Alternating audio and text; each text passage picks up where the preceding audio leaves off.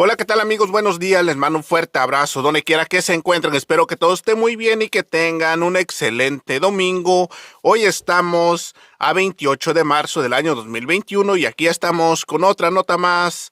Bienvenidos a su canal y bueno amigos, el presidente de México, Andrés Manuel López Obrador, hizo un llamado a las próximas elecciones que se respete el voto de los ciudadanos, ya que afirmó que la democracia es importante para que nadie se sienta absoluto. Y bueno amigos, sin tanto que hablar, mejor a continuación damos inicio. Noticias del Ferras TV Internacional, las noticias en caliente. ¡Arrancamos!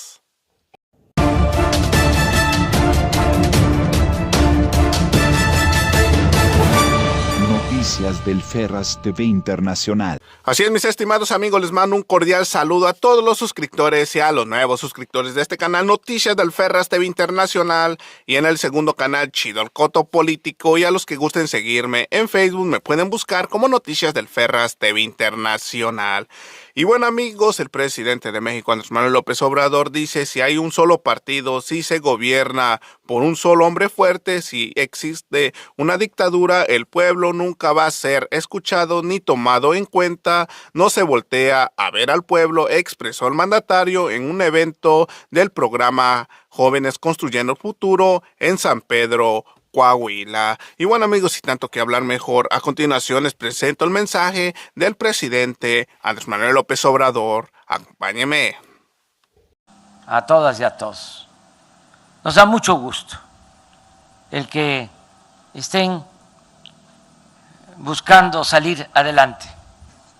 Una de las características más nocivas del periodo neoliberal o de la política económica neoliberal fue el que se canceló lo que se conoce como movilidad social. ¿Qué es la movilidad social? Es la oportunidad, el derecho que tenemos de salir adelante. Que el hijo del campesino, el hijo del obrero, el hijo del comerciante, del maestro pueda, con el estudio, con el trabajo, ascender en la escala social. Eso existía antes.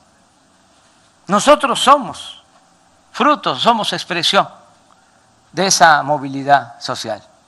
Yo no hubiese podido estudiar, no hubiese terminado la carrera si no es porque recibí una beca y viví en la casa del estudiante tabasqueño en la Ciudad de México. Y fui a la UNAM y no pagaba colegiatura. Por eso terminé la carrera. A veces digo de milagro, por la situación económica en que estaban mis padres. Entonces, todo lo que hagamos para que los jóvenes puedan superarse, progresar, salir adelante, lo vamos a hacer. Este es uno de los programas, repito, prioritarios. Y me da mucho gusto, pues también estar aquí en San Pedro, porque este es un santuario de nuestra historia, San Pedro de las Colonias. Aquí vivió el apóstol de la democracia, Francisco I. Madero. Es un revolucionario admirable, porque no pertenecía a las clases populares, era hijo de hacendados y aún con ese origen, por la preparación, porque estudia en Francia, estudia en la Universidad de Berkeley, en California, y era un hombre culto, además muy dedicado a lo espiritual, en el tiempo en que esa doctrina espírita era fundamental para el pensamiento. Era una doctrina muy extendida en Europa y en el mundo. Ese gran personaje que vivió aquí tenía sobre todo mucho amor al pueblo. Era un hombre de buenos sentimientos, era un hombre bueno. Cuando inicia el movimiento revolucionario, cuando apenas comenzaba con las huelgas de Cananea y de Río Blanco, Madero desde aquí le da apoyo, ayuda a los obreros veracruzanos que estaban en huelga. Trae a algunos a trabajar aquí, a su hacienda. Y los trabajadores de la hacienda de los Maderos, que estaba a cargo de el presidente Madero, pues era muy especial, era una hacienda única porque tenían escuelas, porque se curaba a los trabajadores, era otra cosa, no era la hacienda con peones acasillados, con hacendados esclavistas, una situación completamente distinta, la de la hacienda de los Maderos en San Pedro de las Colonias, Coahuila. Y aquí, como lo mencionó el gobernador, pues aquí escribió ese gran libro, donde ya estaba pensando en 1910. Lo escribió 2 años antes, pero ya estaba pensando en la sucesión presidencial, ya estaba pensando en el 1910. Y primero no lo tomaban en serio, se reían de él, hasta su propia familia, porque sus familiares, con excepción de algunos de sus hermanos, de sus hermanas y de su papá y de su mamá, el resto de la familia eran porfiristas. Su abuelo, don Evaristo, en una ocasión le escribió a Porfirio Díaz ofreciéndole disculpas por la actuación de su nieto. Estamos, le decía, palabras más, palabras menos, muy apenados con usted y muy apenados por la actitud de este muchacho. Con decirle que está tan mal, le decía que es hasta espiritista. Bueno, pues ese gran hombre, Madero, ha sido el presidente de México con más vocación democrática que hemos tenido. Nadie como él. Y vaya que yo admiro y considero que el mejor presidente de México fue Benito Juárez. Pero en el terreno democrático, Madero. Admiro mucho, mucho al general Lázaro Cárdenas, que le tenía un profundo amor al pueblo. Por el general Cárdenas se entregaron las tierras aquí en La Laguna. lo que también mencionaba el gobernador, desde 1936. Él gobernó de 1934 a 1940, un presidente humano, identificado con los pobres, patriota. Pero, repito, en el terreno democrático, Francisco I. Madero.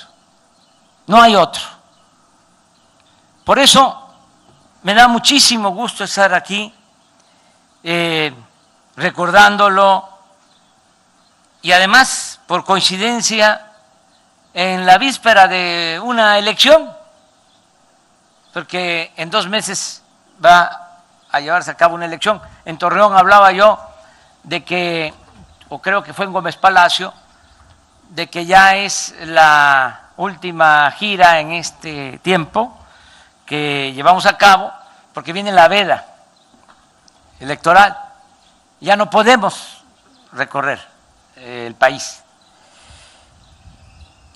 porque van a haber elecciones en 2 meses. Hemos suscrito, hemos firmado un documento con los gobernadores, haciendo el compromiso de que se respete el voto de los ciudadanos, que no haya fraude electoral, que se destierre esa mala práctica, que haya elecciones limpias y libres, que los ciudadanos puedan elegir con voto secreto, directo, a sus autoridades, a sus representantes.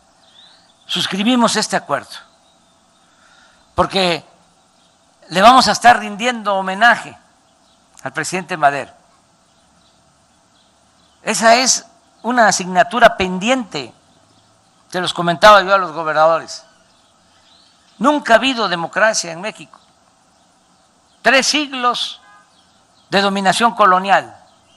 Desde España nos imponían a los virreyes, y los virreyes nombraban a los llamados alcaldes mayores para gobernar las provincias de México. Luego se logra la independencia, pero no se avanza en el terreno social, en el terreno democrático. Permanece la estructura de dominación colonial prácticamente inalterable.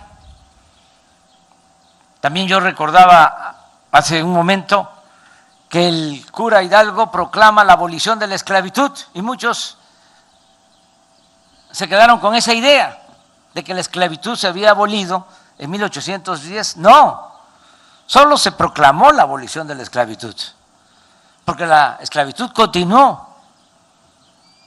Se abolió un siglo después por iniciativa de un paisano de ustedes, de Coahuila, otro gran presidente, Venustiano Carranza.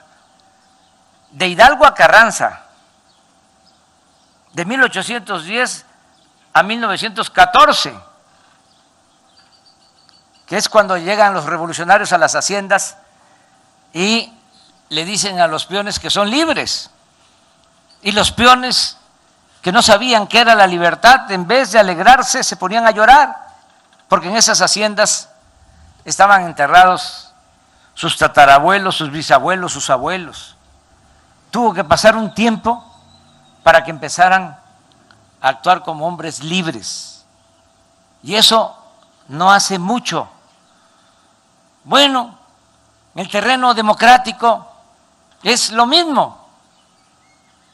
En todo el siglo XIX, 2 hombres dominan: Santana, 11 veces presidente de México, y Porfirio Díaz, 34 años,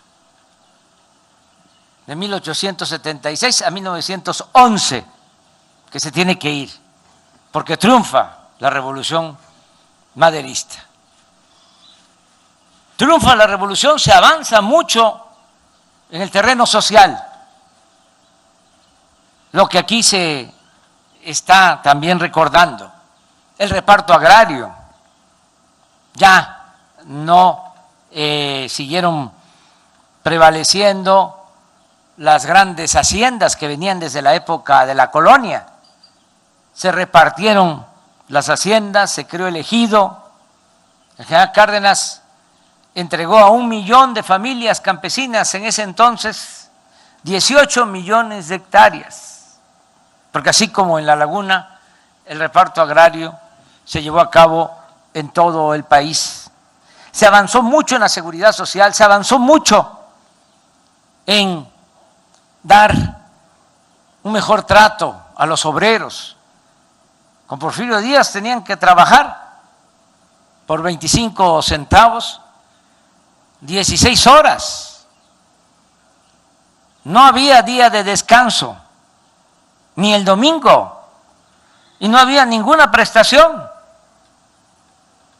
Después de la revolución, porque hay unos insensatos que dicen que estaba mejor el régimen porfirista.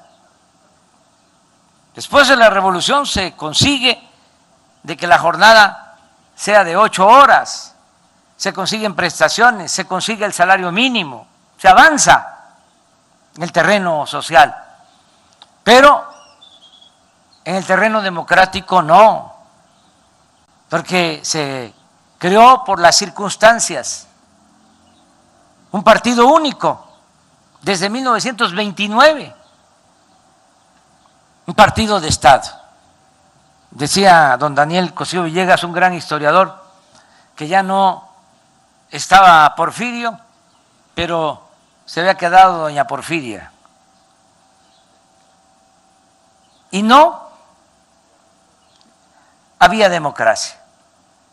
Ya sabemos cómo desde la presidencia se nombraba a los gobernadores, a los diputados federales, a los senadores. Todavía ni habían elecciones y ya se daba como hecho quién iba a ser el gobernador, quién iba a ser el diputado, quién iba a ser el senador. Así fue por décadas. Y los gobernadores hacían lo propio. Ellos nombraban a los presidentes municipales y a los diputados locales. Se le atribuye esta fórmula, esta regla a don Adolfo Ruiz Cortines, pero no. Es creación de Porfirio Díaz. Fíjense cómo resistió la antidemocracia un vendaval tan fuerte como la revolución, y cómo se trasladó la antidemocracia a la etapa posterior de la revolución. Porfirio fue el que diseñó esto. Él nombraba a los hombres fuertes en los estados y los hombres fuertes en los estados nombraban a los jefes políticos en los municipios y en los pueblos. Entonces, ¿cuándo es que empieza a haber democracia? Después de Madero, pues cuando se reconoce el triunfo de Vicente Fox, empieza la alternancia. ¿Y cuándo más? ¿En qué otro momento? Pues en el 18, cuando triunfamos. Entonces estamos obligados a establecer la democracia, porque la democracia no nos va a traer el cuerno de la abundancia. No es que ya habiendo democracia va a haber crecimiento económico y va a haber empleo y va a haber prosperidad. No, pero la democracia nos aporta cosas muy importantes.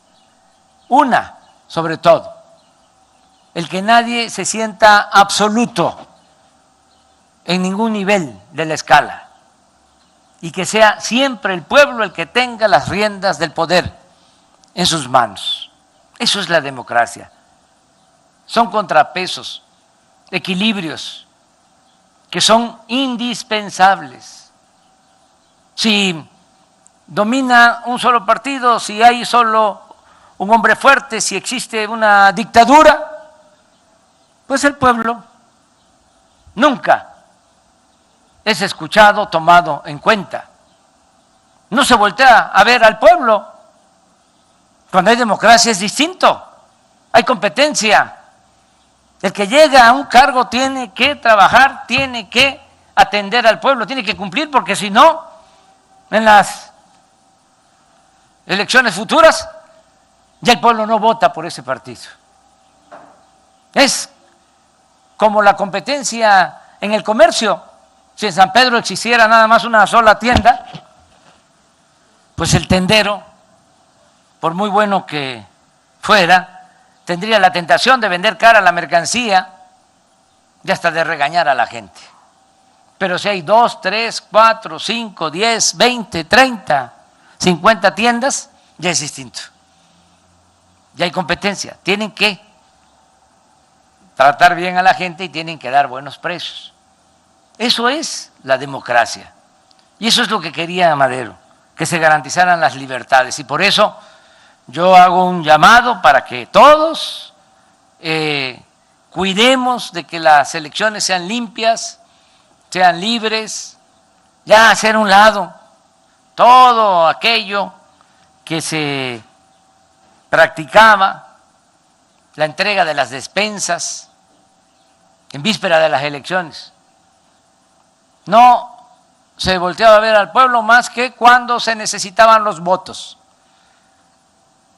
Y era cuando empezaba la repartidera. El frijol con gorgojo, láminas de zinc, pollos, patos, chivos, borregos, puercos, cochinos, por los votos, dinero en efectivo por los votos. Eso tiene que quedar en el olvido, que se vaya a la historia, pero al basurero de la historia. Que entre todos, que tenemos esta gran oportunidad de transformar a México, le dejemos ese legado, esa herencia a las nuevas generaciones, el hábito democrático. Me dio mucho gusto, repito, estar aquí. Así es, mis estimados amigos, como terminaron de ver el video del presidente Andrés Manuel López Obrador, explicó que en México no había democracia hasta la elección presidencial del 2018. Señaló que en el año 2000 vino la alternativa con Vicente Fox y luego vino su triunfo electoral en el 2018, por lo que están obligados a establecer la democracia en el país. Y bueno, amigos, hasta aquí llegamos con otra nota más. Recuerden, si no se han suscrito a mi canal, suscríbase, es totalmente gratis, no tiene ningún costo. Compartan este video para que los mexicanos se enteren de la realidad, de lo que está pasando en nuestro hermoso país. Regálenme un like, nos vemos en la siguiente noticia. Su amigo y servidor, Noticias del Ferras TV Internacional, las noticias en caliente. Gracias, buenos días, que tengan un excelente domingo. Nos vemos al rato, cuídense. Suelta la cumbia Ferraz.